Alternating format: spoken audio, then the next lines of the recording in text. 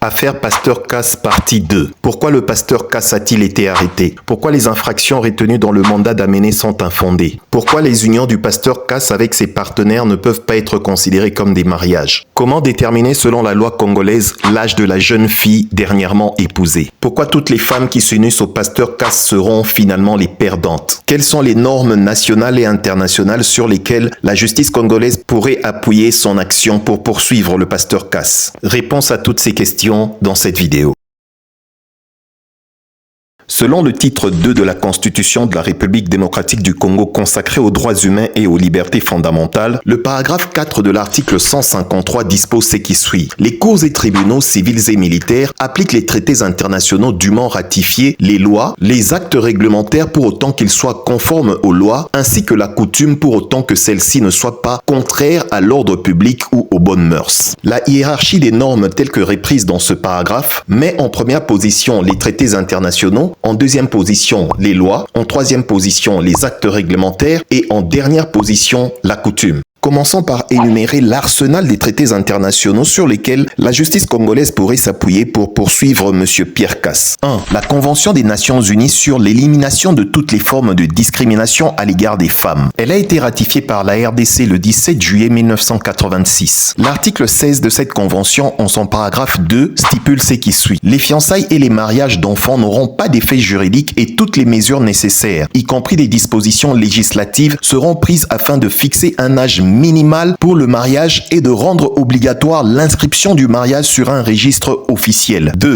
La Convention sur le consentement au mariage, l'âge minimum du mariage et l'enregistrement des mariages de 1962. La RDC avait signé cette convention le 19 décembre 1962 et cette convention est entrée en vigueur le 9 décembre 1964. Le paragraphe 1 de l'article 1er de cette convention stipule « Aucun mariage ne pourra être contracté légalement sans le libre et plein consentement des deux parties. Ce consentement devant être exprimé par elle en personne en présence de l'autorité compétente pour célébrer le mariage et des témoins, après une publication suffisante conformément aux dispositions de la loi. » Et l'article 2, sans préciser l'âge minimum du mariage, stipule « Les États partis à la présente convention prendront les mesures législatives nécessaires pour spécifier un âge minimum pour le mariage. Ne pourront contracter légalement mariage les personnes qui n'auront pas atteint cet âge, à moins d'une dispense d'âge accordée par l'autorité compétente pour des motifs graves et dans l'intérêt des futurs époux. » Ceci veut tout simplement dire que l'âge minimal au mariage n'est pas la même dans tous les pays du monde. En France, par exemple, après la promulgation du Code civil de Napoléon Bonaparte, l'âge nubile était de 15 ans pour les filles et de 18 ans pour les garçons. Mais depuis le 4 avril 2006, l'âge nubile est passé à 18 ans pour les filles et pour les garçons, sauf dispense d'âge pour motifs graves accordés par le procureur de la République selon l'article 145 du Code civil français. Au Canada, une personne peut se marier à l'âge de 16 ou 17 ans, mais elle doit obtenir le consentement de ses parents. En 1927 en Inde, une loi fixait l'âge minimum au premier mariage à 14 ans pour les filles et à 18 ans pour les garçons. Avec le soutien actif des associations des femmes indiennes, cette loi fut amendée en 1929 et porta ces âges respectivement à 18 ans pour les filles et 21 ans pour les garçons. Cependant, en Iran, les mariages entre les hommes très âgés et les petites filles sont très courants. Lorsqu'Hassan Rouhani devint président de la République islamique d'Iran en 2013, il signe une loi autorisant les mariages avec les filles adoptives dès l'âge de 13 ans. Le Parlement des Mollahs a validé cette loi en 2013. Tenant compte de cette disparité, l'Assemblée générale des Nations unies, par sa résolution 2018 du 1er novembre 1965, fit une recommandation aux pays partis à cette convention. L'Assemblée générale recommande à chacun des pays membres qui n'ont pas encore pris des dispositions législatives et autres de faire le nécessaire conformément à leur système constitutionnel et à leurs pratiques religieuses et traditionnelles pour adopter les dispositions législatives et autres qui seraient appropriées pour donner effet au principe ci-après. Principe 2. Les États membres prendront les mesures législatives nécessaires pour spécifier un âge minimum pour le mariage, lequel ne pourra en aucun cas être inférieur à 15 ans. Ne pourront contracter légalement mariage les personnes qui n'auront pas atteint cet âge, à moins d'une dispense d'âge accordée par l'autorité compétente pour des motifs graves et dans l'intérêt des futurs époux. Sur le plan des accords régionaux régionaux dans l'Union africaine, les droits des femmes sont protégés par 2 textes de base. 1. La Charte africaine des droits de l'homme et des peuples. 2. Le protocole à la Charte africaine des droits de l'homme et des peuples relatifs aux droits des femmes, communément appelé protocole de Maputo. Ce protocole a été ratifié par la RDC le 9 février 2009. L'alinéa 3 de son article 3 relatif au droit à la dignité stipule « Les États adoptent et mettent en œuvre les mesures appropriées en vue d'interdire toute exploitation des femmes ou tout traitement dégradant à leur égard. » Cependant, son article le plus pertinent par rapport au cas d'exploitation des femmes par le pasteur Cass est son article 6. C'est ici que les choses intéressantes commencent. Lisons. Les États veillent à ce que l'homme et la femme jouissent des droits égaux et soient considérés comme des partenaires égaux dans le mariage. À cet égard, les États adoptent les mesures législatives appropriées pour garantir que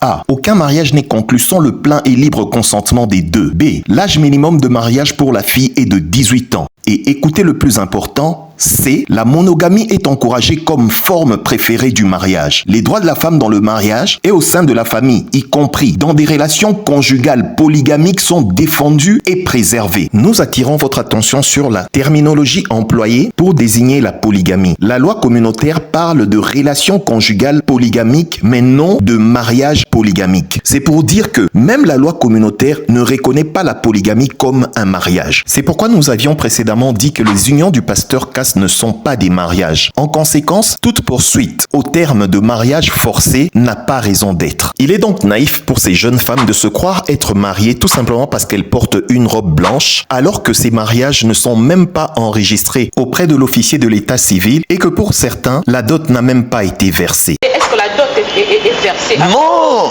quand on donne, on donne. Moi, je vous ai donné par honneur. Vous me promettez l'argent. Il a même déjà dépassé la dot parce que chez nous, c'est $200. Sérieux?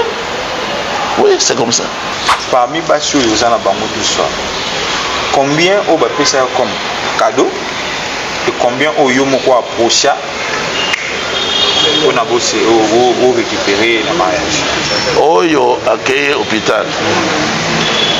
Bananaye, n'a pas encore, Zana bar mi balé déjà. Moi, on a eu à Liboso, ce qui a collé, moi, 4 ans, ma compagne, il sait déjà. À ça qui fait cadeau. Tata n'a eu à Pessengé. Oh, il y a Katikati, d'Azali Susta. Bah, oh, yo, à Pessengé d'autres. Dans la troisième partie de cette série de vidéos, nous répondrons aux autres questions qui sont restées en souffrance. Si vous êtes resté jusqu'ici, nous vous prions de bien vouloir appuyer sur le bouton j'aime afin que l'algorithme puisse proposer cette vidéo à plusieurs personnes et nous vous prions de la partager massivement afin que nos sœurs qui se font exploiter à l'église primitive du Seigneur puissent connaître la vérité. Nous vous demandons aussi de vous abonner pour ne pas rater la troisième partie qui répondra aux questions pertinentes par rapport au deuxième point qui concerne les lois et la coutume congolaise.